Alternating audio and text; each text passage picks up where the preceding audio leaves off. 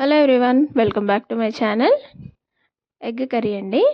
Time లేదు అనుకున్నప్పుడు తొందరగా అయిపోవాలి, అలాగే టేస్టీగా కూడా ఉండాలి అంటే ఈ కర్రీని ట్రై చేయండి. 5-10 మినిట్స్లో అయిపోతుంది. ఇలా రైస్తో అయినా తినేసేయచ్చు, సైడ్ డిష్గా అయినా తినచ్చు. రసంతో కానీ పప్పుచారుతో కానీ చాలా బాగుంటుంది.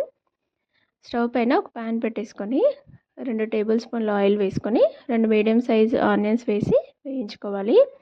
ఇవి వేగిన తర్వాత అందులోకి మనం పసుపు, అల్లం వెల్లుల్లిపాయ పేస్ట్, రుచికి సరిపడా కారం, ఉప్పు, కొద్దిగా ధనియాల పొడి, అలాగే కొద్దిగా గరం మసాలా వేసేసుకోవాలి.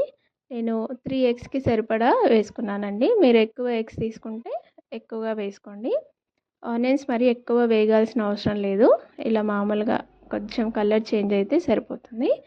ఈ మసాలాలన్నీ కలిసేలాగా ఒక 2 టేబుల్ స్పూన్స్ అన్ని వాటర్ వేసుకొని కలిపేసుకోవాలి. ఇలా అన్నీ కలిపేసిన తర్వాత వాటర్ కొద్దిగా ఉడకనివ్వాలండి. వాటర్లో కొద్దిగా మసాలా అంతా ఉడికిన తర్వాత మనము ఎగ్స్ యాడ్ చేసుకోవాలి. ఎక్కువ టైం పట్టదు, జస్ట్ 1 నిమిషం కూడా పట్టదు. 3 ఎగ్స్ వేసుకొని పైన ఎల్లోని కొద్దిగా బ్రేక్ చేసేసి మూత పెట్టేసుకోవాలి. మూత పెట్టేసి 2-3 నిమిషాలు లో ఫ్లేమ్లో ఉడకనివ్వాలి. ఇలా ఉడికిపోతుంది. ఉడికిన తర్వాత మనం ఇలా కట్ చేసుకొని మనం ఇంకో వైపుకి తిప్పేసుకోవాలి. చాలా సింపుల్ అండి. మనకు జ్వరం వచ్చినప్పుడు కూడా ఏం తినాలనిపించదు కదా, ఆ టైంలో కూడా ఇలా చేసుకుంటే నోటికి కొద్దిగా రుచిగా ఉంటుంది.